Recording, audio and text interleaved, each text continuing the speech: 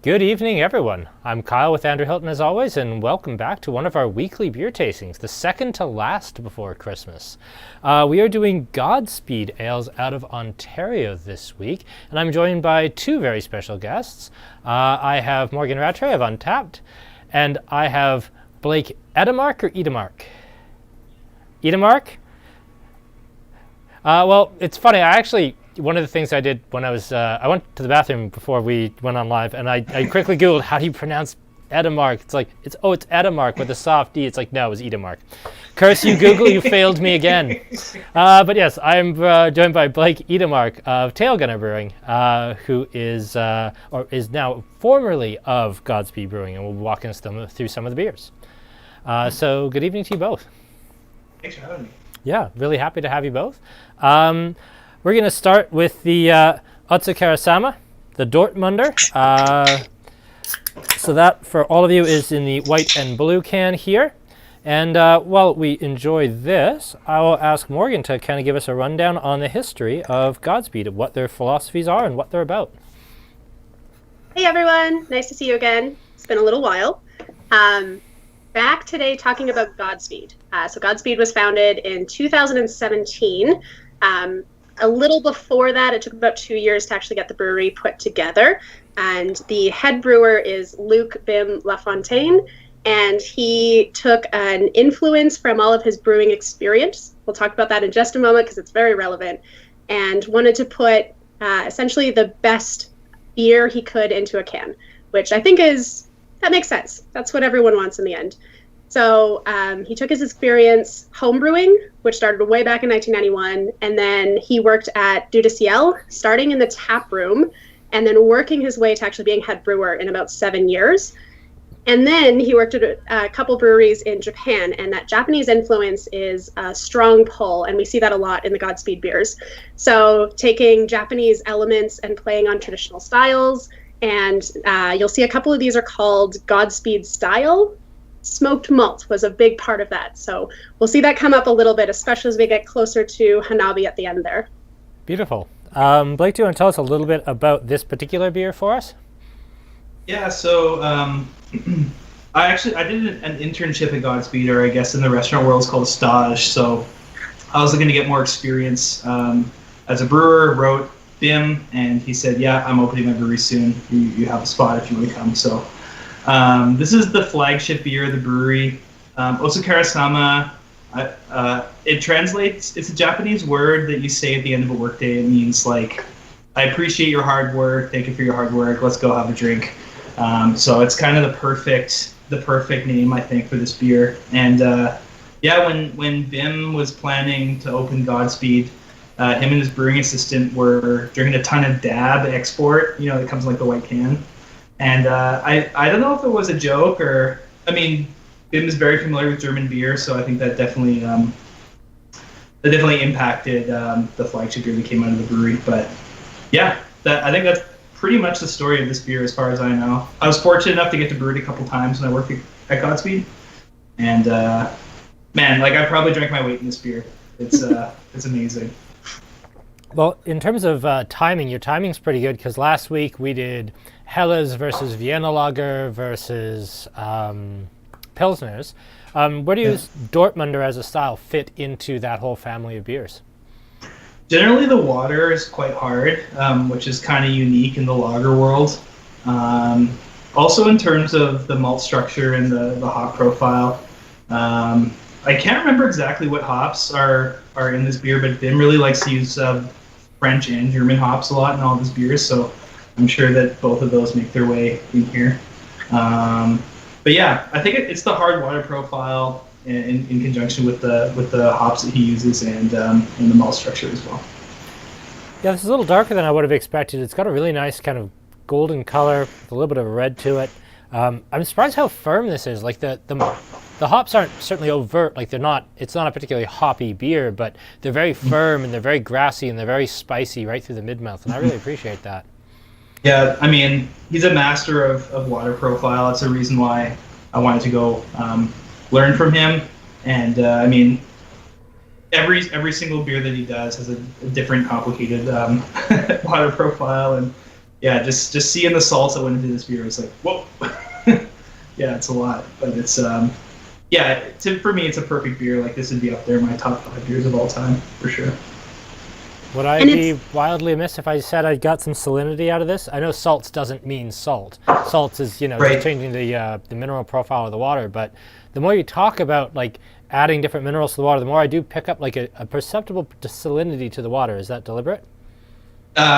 Yeah, I think it would be. I mean, I probably shouldn't talk about it too much, but No, that's fair. And that was perhaps an unfair question to ask. You were there 3 months, No, 3 years ago. No. Yeah. No, I definitely remember. I mean, like, building the water profiles of these beers has informed every single beer I've brewed since I was there, for sure.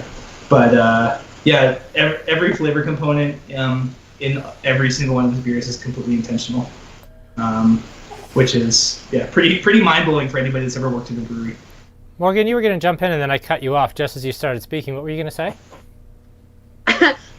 Just that it's amazing. I mean, we know the main 4 ingredients of beer, water being a big one, but I feel like it's the most underrated. It doesn't get talked about. It's not sexy and interesting like hops are. It's not a long history with big technological innovations like malt is. It just feels like it gets forgotten about. And I think it's fascinating to drink a beer from someone in the comments talked about a maltster focused on water profiles. Like, absolutely. Yeah, that's fair. I know that there's a gentleman here in town. He's the guy who has Johnny Bean Coffee over on the north end. I know he spends more time working on his water profile for his coffee than he spends on just about anything else. It's quite amazing. Like, okay, on one hand, it's fascinating to hear him talk about it. On the other hand, it is the most boring thing I've ever heard in my entire life. But I'm really glad that he spends that much time thinking about it. Yeah. Right? Someone else focus on it, but I get to reap the rewards. Exactly. Yeah. So let's kind of truck along here a little bit and get into the Nana. So this is the beige can with the writing. This is a saison with Japanese shishimi spices. So Morgan, do you want to talk about the beer and kind of introduce us to it? Yes, I do. So Nana means 7 in Japanese, and it's based on that sashimi spice blend, which I actually looked up because I knew a couple of them, but not the entire suite, and I lost it. It's I tried. Everything from ginger to citrus to red pepper. There can be obviously regional varieties based on that, but I feel like we were talking about this before we invited everyone in. This is one of my favorite Godspeed beers, and every time I drink it, every time I let it sit for a couple minutes and pick it back up, I get one of the different spices coming through a little more clearly, and it's such a joy to drink this beer. You could pair it with food and it would be delicious, but I just want to put my nose in the glass and then take a sip and kind of chew on the different flavors and think about it. It's fascinating. Yeah. You know, we've had a lot of tea beers kind of through here. We had the Situation Brewing Afternooner, or is it the Afternooner? Yeah, it was the Afternooner. We've had a couple of other Earl Grey or tea-based beers. This to me strikes me very much like an herbal tea sort of beer, just with the amount that's going on. I think it's the ginger that's maybe throwing me the most, that it comes off very tea-like, and I don't mean that in any sort of negative way. I mean that in a very positive way. Yeah, I mean, I wouldn't be surprised if there's something, if not tea, there's something in there for sure. Like, it's such a delicate beer, and a lot of its ingredients, except for smoked malt, I would say, are really restrained. And yeah, even the smoked beers, which we'll get to in a sec, still really palatable for people that haven't had smoked beers before. Like, I didn't like smoked beers when I was working at Godspeed before I was there, but it totally changed my perspective on them. But I would say this beer is definitely informed by the cooking at Godspeed. They have their head chef Ryusuke came from Momofuku, working in David Chang's restaurant. So it's really crazy to have that kind of culinary experience in the kitchen, and I'm sure it informs the beers to some degree. Didn't we definitely say that? I apologize to everyone who actually got in with comments earlier. I just realized that if I jump onto the tasting early enough when it's still on the lobby stage, I actually don't get to see everyone's comments unless I log back in, so I've just done that. So thank you for the questions and comments, everyone. I'm just getting to them now. Elizabeth claims she can really taste the good Toronto water from home. No, I'll bet she can't. It has. I imagine this has been so stripped down to nothing and then remodified that it would have absolutely no bearing on the Toronto water. Still came from Lake Ontario.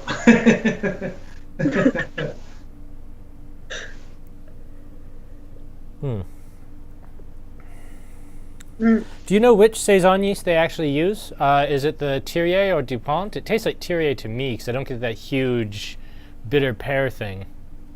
I do know, but I probably shouldn't say. That's fair. Sorry. It's not printed on the can. I think it's maybe not a trade secret, but a BIM secret. Okay, that's totally fair. Like, the interesting thing is, BIM is really open about stuff.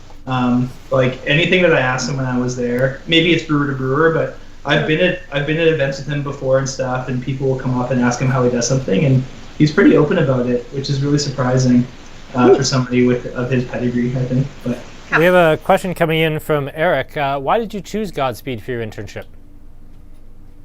That's a good question. Because Hill Farmstead said no. No, I'm just kidding. Hill Farmstead says no to everyone.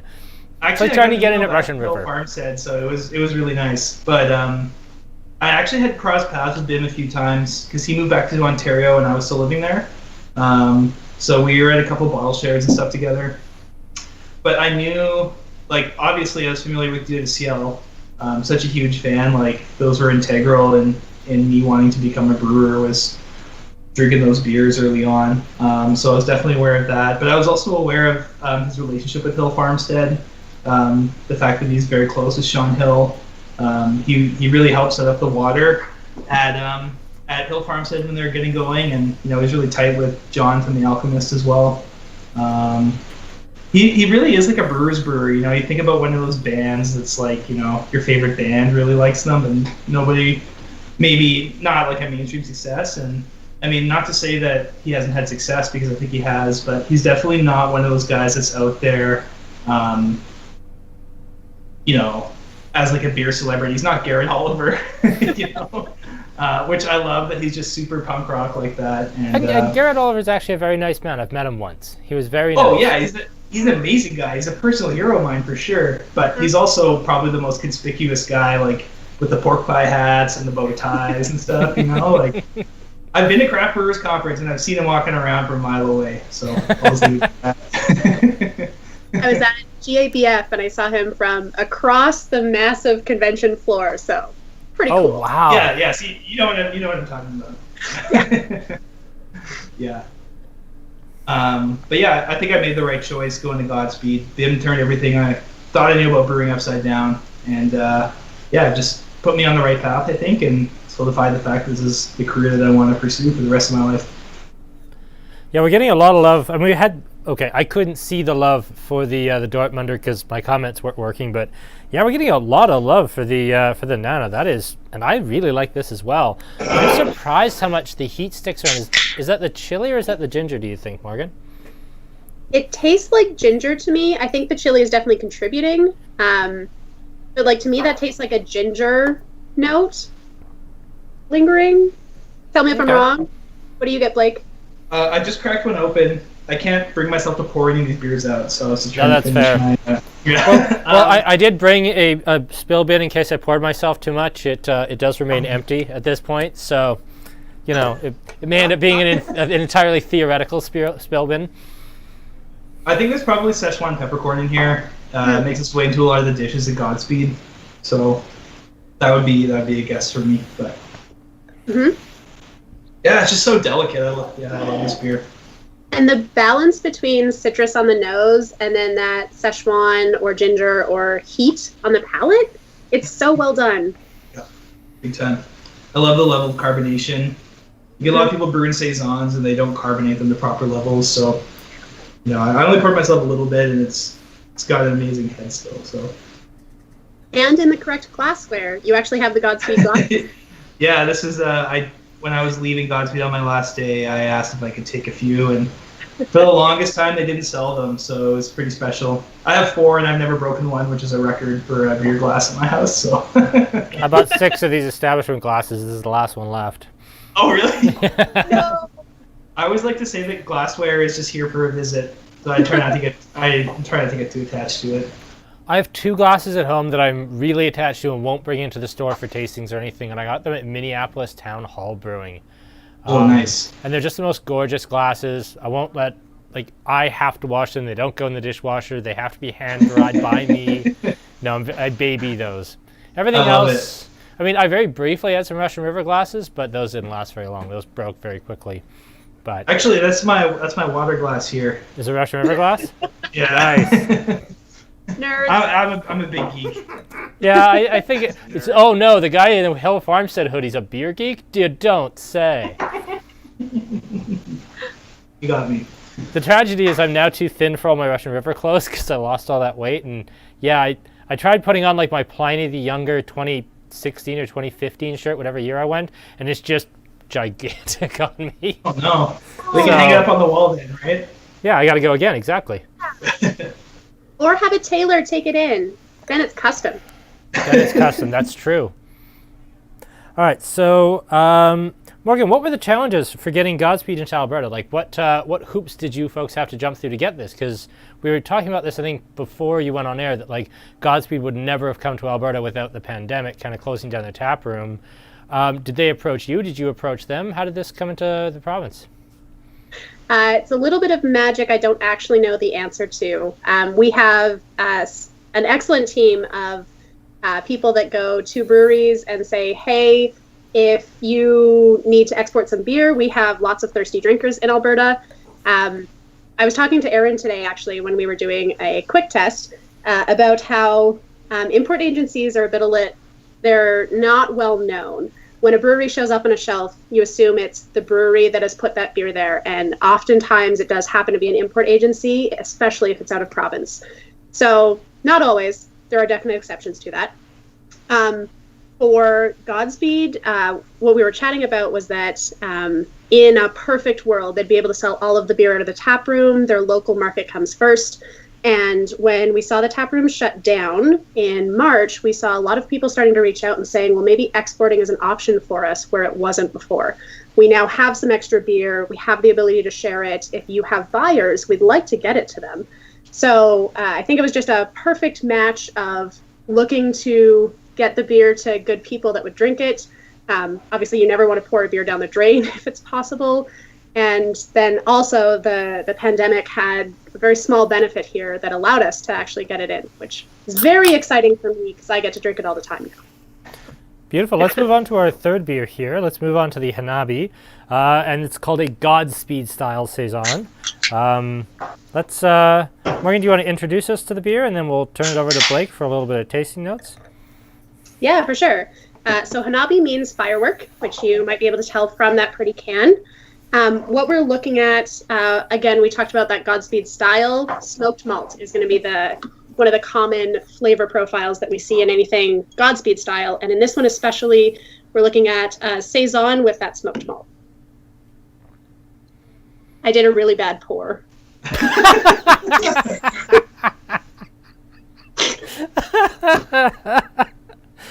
You know what? I occasionally have done that. I've actually spilled beer all over. I think it was actually, I'm pretty sure it was actually one of Blake's beers. We did, as our classic example of a Czech-style pills, we actually did your, I can't remember the names associated, the Tail Gunner pills. Oh, yeah. Nice. Yeah, we did that as our classic example of pills, and I promptly, I was talking to the camera, not watching what I was doing, and I promptly poured it all over my hand and, tried not to look like I was doing that. Yeah, I've been there a few times myself. So why don't you walk us through the smoked malt the smoked malt style on this Godspeed Hanabi? Yeah, so when I worked at Godspeed, it didn't actually have the name Hanabi, it was just called Smoked Saison. At that time, he just had a simple sticker that the artwork is consistent. It was just the Godspeed logo. And at the time, the beers were all called Pitch and Pray. which for anybody that's a home brewer, you would know that term, which I thought was really, really kind of endearing that, you know, a guy of Bim's reputation and pedigree would put something like that on his can. And it always said made with struggle and love, which I think all of his beers are. Bim really likes to blend smoked malts, which is pretty interesting. He doesn't often, to my recollection. Aaron also did a pour of Absolute Genius here, so well done, Aaron. Just wait, show them now. Now? Yeah. Well done, Aaron. It was worse than that. It was worse than that, actually. It's starting to settle down now. Yeah. Sorry, do go ahead. I had to jump in on that. It's okay. He likes to blend smoked malts, which I thought was a really interesting technique, and he's so passionate about it. I think when I was there, every single beer had a little bit of smoked malt in it. Like OTSUKARESAMA had a little bit of smoke in it for a while. I don't know, it doesn't taste like it still does, so I think it's been dropped. But he's really passionate about bringing it forward as an unexplored element in beer. And I mean, I don't know if we've seen a resurgence in anybody else brewing smoked beers, but definitely I have. His former brewing assistant, Brandon, that I worked with when I was at Godspeed as well, he's at another brewery in Toronto, does a bunch of smoked beers. So I think with these beers kind of rolling out here, hopefully people are kind of tasting them and being, well, you know, maybe this is a style that I can try to replicate, because I'm sure most people are only familiar with, you know, isn't that German beer? It's in the book of like how many beers you try before you die. Yeah, you know exactly what I'm talking about. Like, I'm sure if you're like me, you know, you're reading Beer Advocate in like 2010, and you're like, I gotta try this, and you have a sip of that, you're like, oh, never again. But I eventually came around to it. It took a while, but I eventually came around to it. Yeah, I haven't had one in like 10 years. I should probably revisit it, but then you have something like Hanabi, and it's like, wow, it's so restrained. It's just another element. It's like, you know, it's like having a really nice piece of barbecue where smoke is a component, but it's not like, you know, it doesn't overwhelm the whole thing. So I do want to just comment on something here that's coming up in the comments. We ran out of the beer tasting really, really early this week, and I apologize for that. Very, very short story on that is 2:30 is our absolute dead drop. Have to have your liquor order in. If you place it at 2:31, you don't get anything. If you place it at 2:29, you get everything. It really is basically an on-off switch. So about 2:15, Devin and I were looking at the beer tasting for this week on Monday. We're like, yeah, it's going to be fine. It looks all right. Like, we should have a couple left over at the end. It'll be fine. 2:30 comes and goes. It's about 2:35. Someone comes in, it's like, hi, can I help you? I would like 8 of your beer tastings today. And I was like, cool, we are going to sell out early. So I wanted to have more. I certainly wasn't saying no, but we did sell out early this week. I will be reordering all of the Godspeed beers, though, because A, they're fantastic, and B, I think we're going to have some real demand after tonight as well. So thank you, Mysterious Stranger, for buying 8 of them. I'm never going to say no to that. But yes, for those of you who are wondering why we sold out so quickly, it wasn't that they did, it was just the fact that it was just after cutoff. If they had come in an hour earlier, we would have had lots. It was just unfortunate timing on the Monday. And yes, Eric did actually drive to Calgary to find the Godspeed beers for tonight, because he felt sad that he couldn't have them. That's unreal. That's crazy. Today I was driving around Calgary trying to find Nana so I could drop off samples for Blake so he could also enjoy the beers. Nice. And I went to 3 different stores, so. Yeah. That's a funny story. I'm just going to reset the comments, because apparently I have to reset the comments every time. Yeah, Eric makes an interesting point. I think this is Eric's 3rd question he's gotten read on the air tonight. Not sure he isn't sure he wants everyone to start making smoked beers. That it might be a style that, shut up, Aaron. It might be a style that's very easy to go over the top or screw up, but it seems like a style that just a little too much can become way too much very easily. Mm-hmm. Yeah, I would agree. Yeah, I think that's kind of where Bim's mastery of brewing, I guess, kind of comes into play. Like his tagline is refined simplicity.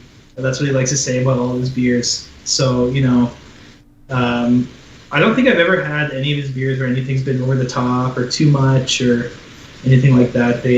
Even when he's he's brewing 50 hex of a new beer without a a tested recipe. Everything always kind of ends up in the pocket. Like there's just something special about his brewer's intuition. I think like he knows how the ingredients are going to react with each other, and like I've definitely been there on some disaster brew days where it's been 16 hours, and I think the first brew that they ever did at Godspeed was 40 hours.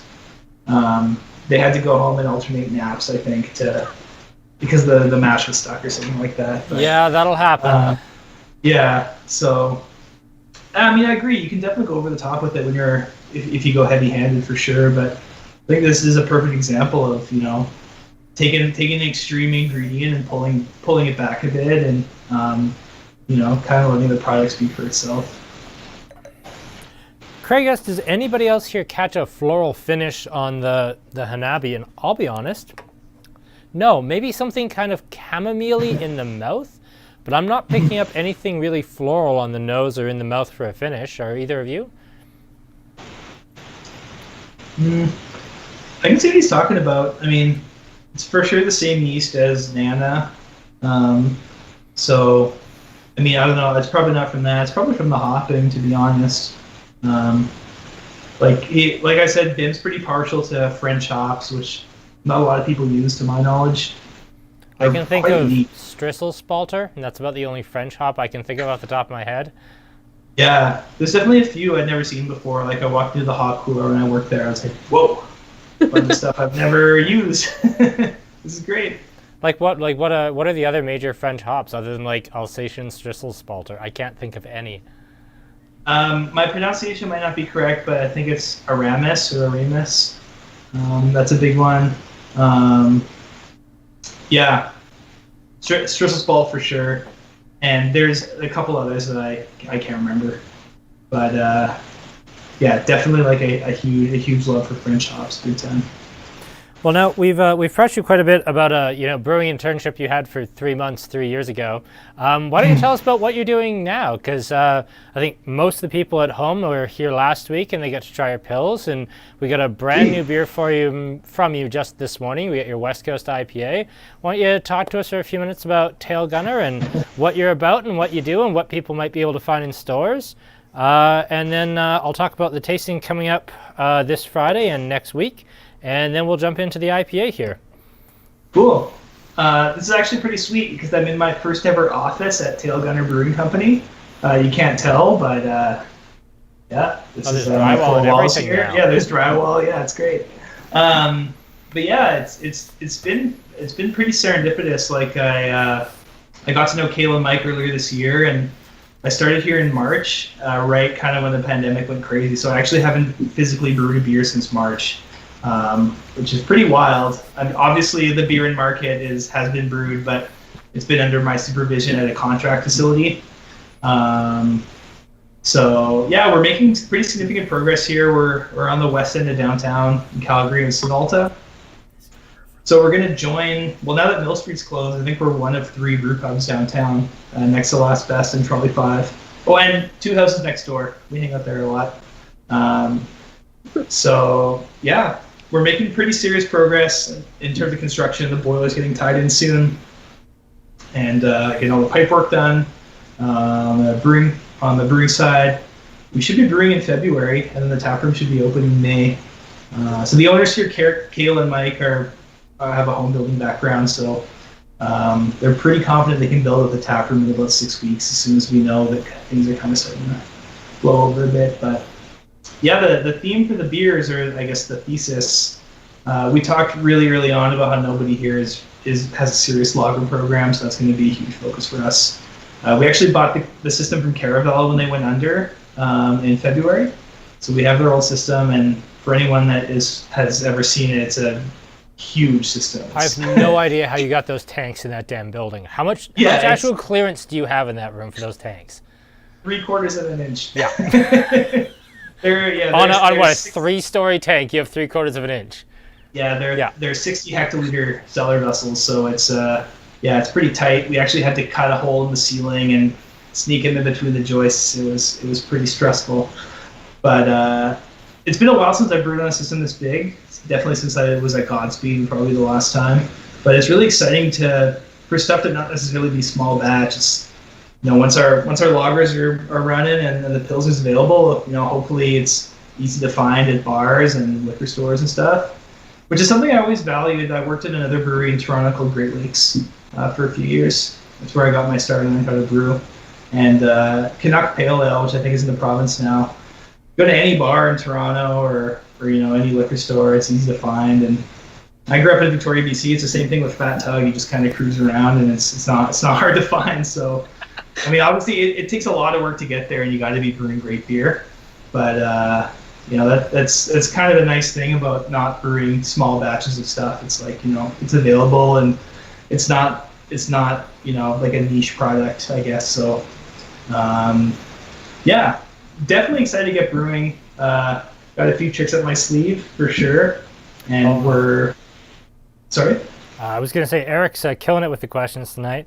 What Godspeed influences, what bits of Godspeed should we be looking for you to take forward into Tail Gunner? Like, what influences will we see, or what are you taking most out of that? 100% smoked beers. No, sounds good. Yes. Really, it's just the precision in brewing. Like I never, until I worked at Godspeed, I never. When we would dump Trube off tanks, we would weigh it every day to know how much is leaving the tank. Or even with chemical concentration, like at other breweries I worked at for cleaning tanks, we just eyeball it. And, at Godspeed, it's like, all right, you're using like 100 mil cylinder, and you're measuring it out. And, it's not 99 mil, it's 100 mil. So, that obviously everything with water profile is a huge factor. I would say the biggest driving factor here, Calgary water is so hard, so the owners have committed to putting in a reverse osmosis system. So, all of our beers are going to start with a blank canvas, and we can tweak them from scratch. And that's one thing that being in Toronto, the Lake Ontario water is relatively soft. It's not super soft, but it's not as hard as Calgary water. So, water is the huge thing. European ingredients, been never compromised on. I think for the last few years. Like I love all the stuff that's around here. Obviously red shed malting, Canada malting. We're really in the the heart of grain country, but at the same time, you can't brew a Czech Pilsner with Canadian grain. Like you'll get most of the way there, but you're always going to miss that little something that makes it unmistakably European. So I would say those are probably two of the biggest things. And also, Bim's not afraid of a long work day. I've definitely been guilty of, not wanting to do a decoction or something on a beer because, I want to get home early or want to hit the gym or something. But, I think that the Czech Pilsner, that's also a market right now from Godspeed. It's like an 8-hour decoction mash before it even hits the kettle. I was going to get into the promotion here briefly. We actually had a question directly related to that decoction mashing. Eric asks, how frustrating is it to have to contract the brewing out? And second question is, does that mean you're making some other poor sucker do the 8-hour decoction step mash so that you can just sit at home and put your feet up? Well, I'm present for all brew days as much as I can be. That being said, I have been told that I'm the most present brewer that contract brews out of the facility that we're at. But yeah, with the right equipment, really it's just a lot of, like, if it's not a manual system, you just kind of set it and forget it to a certain degree. Like, if you're running a decoction, you got to babysit it, but more often than not, you're listening to tunes and drinking a coffee. I mean, you're on your feet, but it's not like you're working at Pilsner or Quell in 1840 and you got an open flame and stuff, right? And it definitely makes for a long day, and I'm not trying to minimize it because there's a reason why people don't do it, but it definitely adds that little bit that you're gonna miss in a lager that doesn't do it, for sure. Awesome. Well, we're gonna dip into shameless promotion corner here for a minute, and then we'll be right back with you folks to go through the table ghosts here real fast. So for our whiskey tasting coming up this Friday night.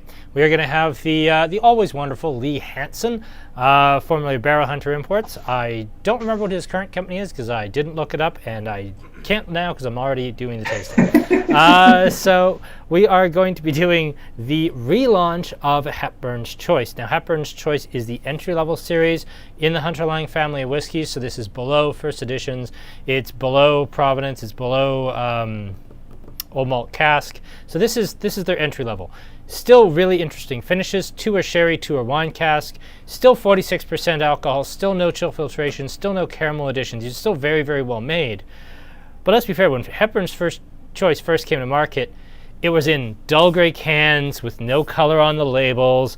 They kind of landed with a really big thud, and then they just sat there moistly and didn't do anything for about 2 years, at least for our market. Now, this is the step on the road. This is the let's make Hepburn's Choice sexy. They're actually going to roll out all new packaging in the new year, which is going to look so, so good. I got to see it yesterday off Lee Hansen's iPad. It looked stunning. But these are the whiskeys we're going to be pouring for you Friday night. They are in order, assuming I put them in the right order, a Glenrothes, an Inchgour, a Tam de, and a Cregellachie. The Inchgour and the Cregellachie are out of wine cask. The Glenrothes and the Tam de are ex-sherry. One's actually a sherry butt. One is actually an American ex-bourbon barrel that has been sherry washed, or they've aged a bit of sherry in it for a few months to soak up some of the flavor and then move that sherry onto another barrel. I'm sure that sherry itself is probably pretty gross, just getting shuffled around bourbon barrel to bourbon barrel, providing flavor, but it is still going to provide some sherry flavor to it. The whiskeys, as always, are deeply discounted. To buy them retail versus this over the 4, you'd save about $25 a bottle. They are going between, I believe the least expensive is $60 and the most is $75, and those are all kind of $20 to $27 a bottle off full retail. I did have a list of what they exactly cost, but I left it in the other room. It's in the promo. It's in the promo. There we are, Aaron. Yay. Watch your promos. You Watch break Aaron's heart when you don't watch the promos. So, that is whiskey tasting this Friday night. Explained in probably far too many words. Beer tasting is in a week, and I just got a very sad text during the tasting from Hayden at Cabin. They are apparently busy on Wednesday night, so Hayden will not in the end be able to join us, which is a shame. But we will be doing Cabin on Wednesday night. And what an interesting lineup we have. Now, why I had to be really mysterious about this last week is that single saturation wasn't even announced yet. So when we see the Cabin Super Sat here, it has 3 stripes on the can because they use 3 different hops in it. They use Citra, Mosaic, and Simcoe as part of the hopping program. Well, okay, what if you just took each of those hops and made super saturation just with the single hop in there? So we have the components of the blend and then the final beer. Not going to be, unfortunately, with the folks from Cabin, but it's still going to be a really, really fun time. That will also be a partnership tasting with the Southern Alberta Art Gallery. Our normal tasting will take up the first portion of the evening, as well as some content from the SAG, but hopefully not too much. And then we will roll into more of a SAG tasting later in the evening as we kind of roll along here. So that will be going on as well. So if you're going to buy the SAG beer tasting package, you will still get this. You will still get part of this. And we will talk about 2 of the other beers for the SAG event during our hour, and then the rest of the SAG event will kind of follow on after we have kind of concluded our business on our side. Next week, I'm not going to talk about the champagnes, because I don't have them to hand, and B, one of them hasn't gotten here yet. Friday night next week, Devin and I fought hard about this. I want to see what side you come down. Devin's opinion was we cannot do a champagne tasting and then not actually do a true champagne. We are doing a true champagne. As a result, the cost has gone up to $95 for 3 wines, but we will have a true champagne. We will have a rosé wine from Lemieux, and then we have a cava from Spain, a white cava from Mirgin. That will be kind of the 3rd wine. So that will be champagne. And then the next week is Christmas week. And I'm not doing a tasting on Christmas Day, and I'm not doing one on the 23rd. We're going to take a week off, and then we will be into the week between Christmas and New Year. Again, not doing a wine tasting because that would be New Year's Day, but we are going to do a Wednesday night beer event. Wow, that was a lot of word salad. Shall we get back to drinking beer, please? So yes, our IPA this evening is the Cabin Table Ghost, which I actually haven't had yet. I was going to try this when I was at Cabin yesterday, and like, actually, sir, we open at 3, so you can't stay and have a beer. I was like, I just bought like 30 flats of beer, but all right, fine, I guess I'll just go. Fine, guys. Don't come hang out with us on Wednesday night either. Bloody Cabin, eh?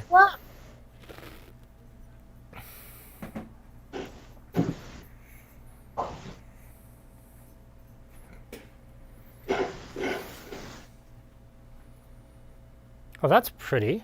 Question from Craig. What's in the future for the lager program there, Blake? Like, you're doing the Pilsner now, and the Pilsner's exceptional. Are you going to be very lager focused, or do you just not have the tank space there, even with those giant tanks?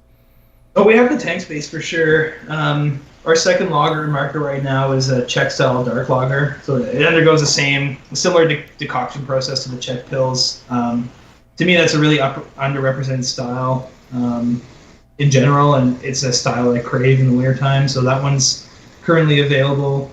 Yeah, I mean, taking a cue from Bim, was after I worked at Godspeed, but he's really made a commitment to brewing a ton of different Czech style lagers, so he just did a Czech style amber. I would love to try to do something like that. So much German beer to be explored.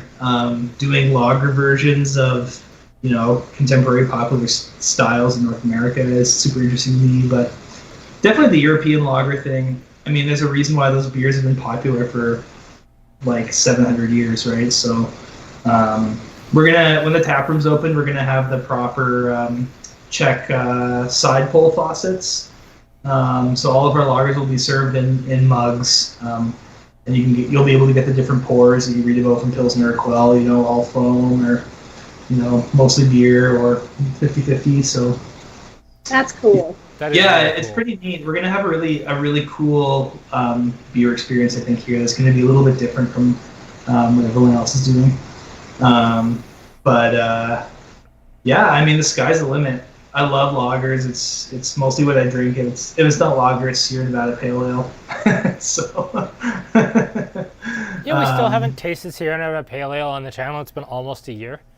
That's madness. We need to do Sierra Nevada Pale Ale because it's fantastic. You gotta do a palate reset for sure, and get some snippet in there. But yeah, I mean, I don't know. I guess my return question would be: are there any lagers that you'd like to see that you don't see anywhere else? What was the person's name you said that asked the question? That would be Craig asked.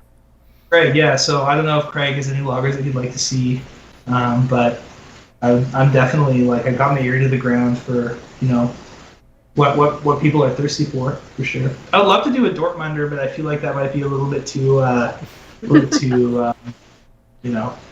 too obvious of a touchstone. You could do rock beer or Rausch beer. Yeah, there we go. Yeah, tail gunner style. No one else is doing it, I can tell you that. You'll see it in Liquor Connect for 6 years. Yep. Just out there with a shotgun in the street, like Rauch beer. Get your Rauch beer. Yeah. 100%. Whoa. Yeah. Yeah, the other thing about the lager program that I'm interested in pursuing more is natural carbonation. There's funding obviously, but doing krausening and stuff, trying to nail those traditional German techniques. So it's something I'm doing a lot of reading on, and a couple other brewers I know that are doing it. It's super inspiring. It's better mouthfeel and a more shelf-stable product. So, yeah, that's kind of the road we're going down. Cool. I'm going to run through a couple of other questions. I'm going to do a housekeeping one first. Kevin asked, do you have to order the full SAG tasting ahead of time or just come in? Depends. If you are doing the SAG tasting, the packages are 6, 8, and 12, and those have to be ordered through the SAG, not through me. Those you'll have to get through them. If you're just doing the 4 that we're doing as our side of it, this will be included in every single one of the SAG packs, whether you get 6, 8, or 12. You will get the cabin core tasting part. But if you just want to do the no pizza, like what we've been doing the whole time all the way through, doesn't change. It's just the same price it's always been at $20, and you just get that through us. So it depends what you want to do. Also, I love how amazingly in your face your cat is, Morgan. That's fantastic. Okay, so I was wolfing down a sandwich before this started, and there's half a sandwich that she's trying to eat, so I keep like discreetly moving the plate around.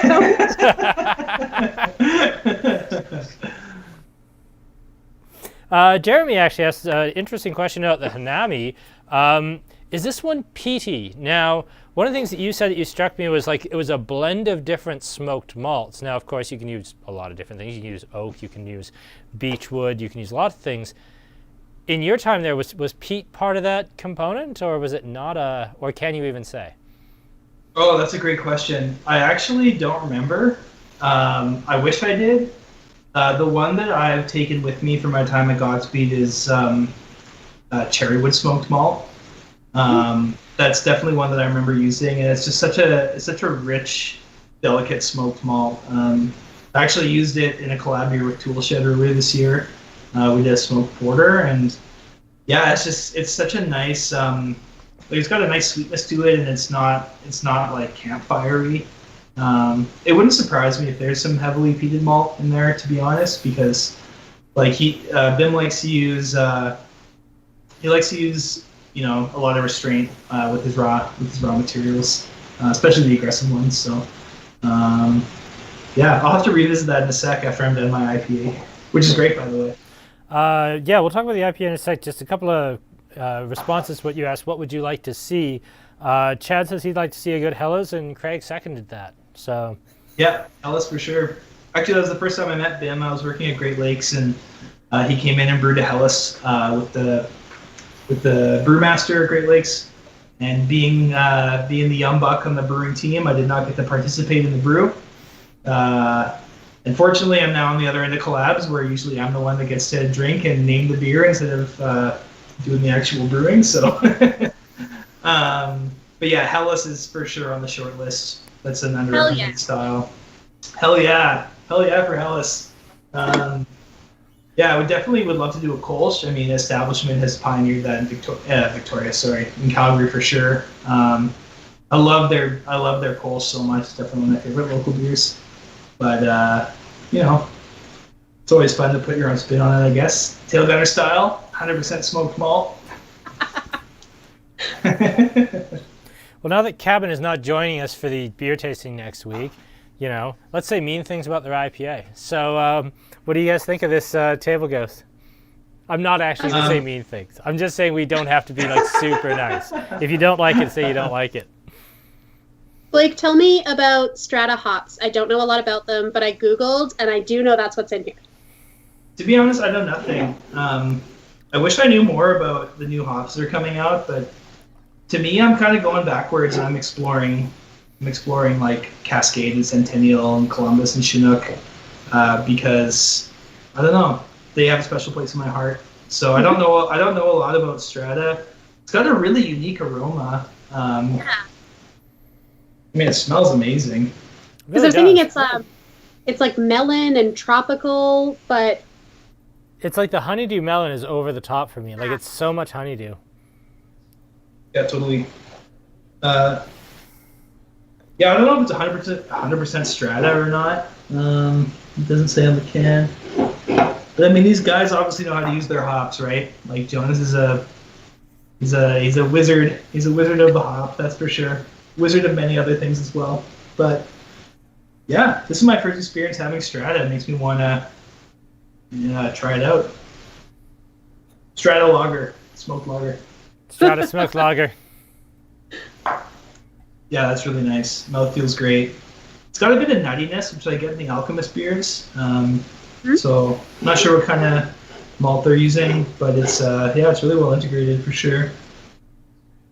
And I'll admit, Eric, it is hard to follow the smoked malts with a hazy. It's what we had tonight. This one kind of came together at the last minute. This was one that we were 3/4 of the way there when we said, oh, there's three Godspeed beers in Alberta, and we'll get Blake and we'll put in a tail gunner, and then just getting the beer to me in time didn't work out for a variety of reasons. Probably entirely my fault. So no, it's Liquor Connect's fault. It is always Liquor Connect's fault, but I wanted to take it on. Tail gunner IPA because it's delicious. Yeah, because I haven't had it yet. It's in the fridge now. We have it. Yeah. What are the other Morgan. styles that you have in Connect right now after the Pilsner and the West Coast IPA there, Blake? Well, our other flagship beer is Dame Dorothy Hazy Pale Ale. I wouldn't put the name Hazy on there if it wasn't required in the market. But to me, like, this is a great beer, Table Ghost. But for me, like, just talking about Sierra Nevada, I've just been craving malt structure and a bit of bitterness in my hoppy beers. So, I've been to Vermont a bunch of times, and having Edward and stuff on tap. You have those Hill Farmstead beers, the hoppy beers, and like they're not sweet. They're super dry. They got really interesting malt character, and they're not juice bombs. They're relatively bitter beers. Like the last time I was in Vermont, I didn't buy any Heady Topper because it was so bitter, which is kind of silly in retrospect. But It's madness, isn't it? Yeah, I know, it's crazy. Just take me back. I want to go back. Well, it's But, funny, we actually did a tasting. We tried going back. I actually tried to get some Tree Hophead, but it appears that what Big Rock did by buying Tree was immediately stop making Tree, which Are you was kidding? sad. You Well, cannot I get didn't know Hophead that. for any money, it seems like. It's just not out there. Man, wow! I used to drink Cutthroat Pale Ale in like 2010. It was like one of the first hoppy beers I loved. Yeah, that was me You and were Hophead. cool. Yeah, because it was actually always in stock and always fresh. Because I can remember ordering something from Liquor Connection, an IPA, and it being like 2.5 years old. And that's not an Yeah. exaggeration. Like, that shit happened all the time. Well, you know what's funny, Kyle? You've been here, and Morgan, you have too. Next door is Two House Brewing, and Jeff the brewer, he started Tree in like 1995. Really? Yeah. Oh, wow, that's full circle, isn't it? Yeah, so I had the exact same conversation with him. I was like, Cutthroat Pale Ale, man, I love that beer. So yeah, we kind of did like a, kind of drifting forward through time thing with West Coast IPAs. And as far back as we could really go for West Coast IPAs, it made an impact on me was Red Racer. Then we did Fat Tug. And then we did something a little lighter in alcohol. I did the Reinhard Armand Citra. And then we finished with that, what's it called? Seasons Past? Cabin did a West Coast IPA a few weeks back. We kind of finished with that. That was really fun. WoW is modern West Coast IPA versus like classic Red Racer, which I remember thinking was like so tropical and so like delicate, and it's just powerful, chunky pine and grapefruit now. Yeah, that beer has not aged well. In my opinion, like I love the style, and that's exactly what I'm trying to chase. But I had one on tap at their brew pub in Vancouver last year, and it was a struggle to get through a glass. It's like, wow, this is like so heavy. How did I used to But- drink a 12-pack of this in a week, Oh, like on the regular, easy. every time? Easy. Yeah. Yeah, a dozen a night, no Yeah. sweat. Yeah, exactly. Now it's like, wow, I am dying to get through it. And the beer is no different. Just, No, that's probably the issue. Is it's exactly the same, I bet. But yeah, I mean that was the first one. Like you couldn't get it in Alberta. I remember coming here, visiting my in-laws here.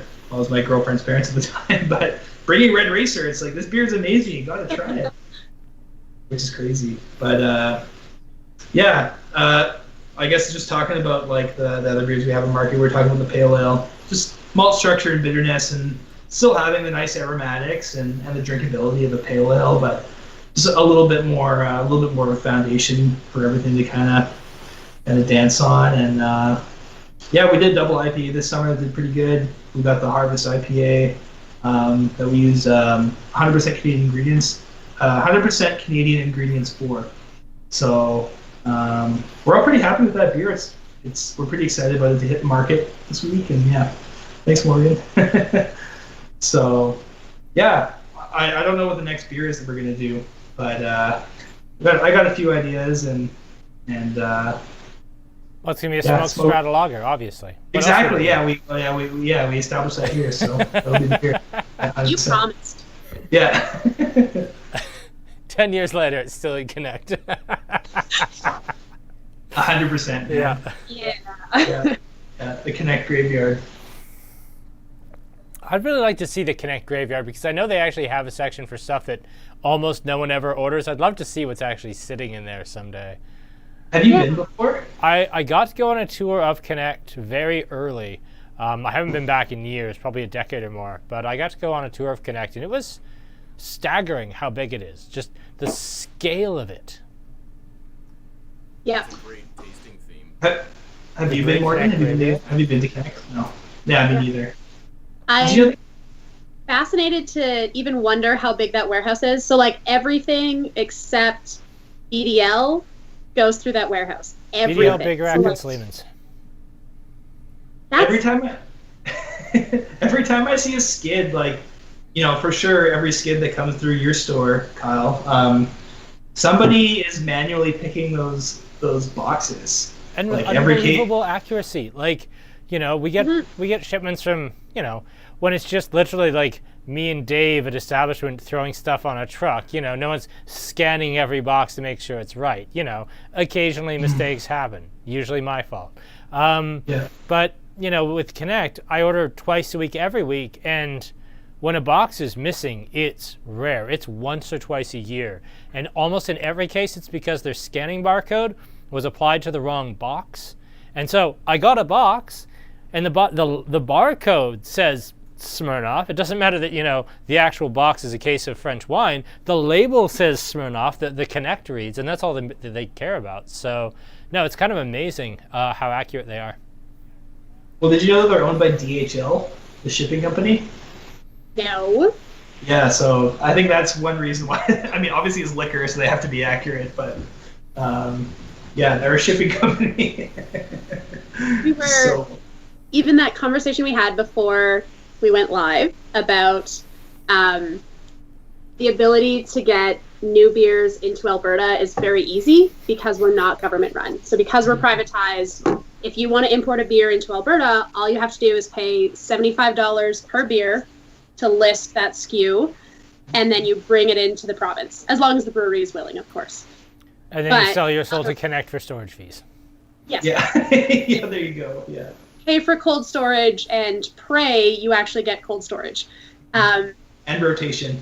And rotation, yeah. And how much is it a week for cold storage? It's some absolutely insane number per case. It's a lot. I'm not going to out them, but it's a lot. But then I think it's actually a matter of public record because they're actually a public controlled company. But I think it is actually public knowledge. But if you don't want to say, you don't have to.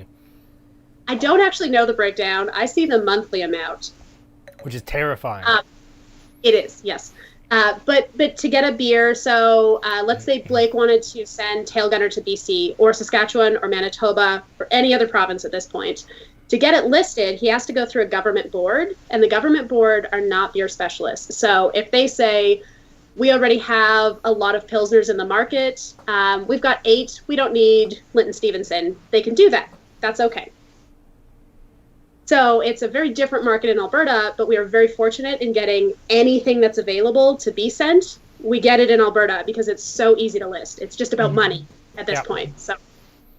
And Connect really... That's interesting. Yeah, the Connect really would rather it end up in the graveyard because then you're so hopelessly upside down on storage fees where it's like the beer has just literal negative value. It is now worth, like, even if we sell it at full retail, it has literally lost money because Connect has eaten all of the money.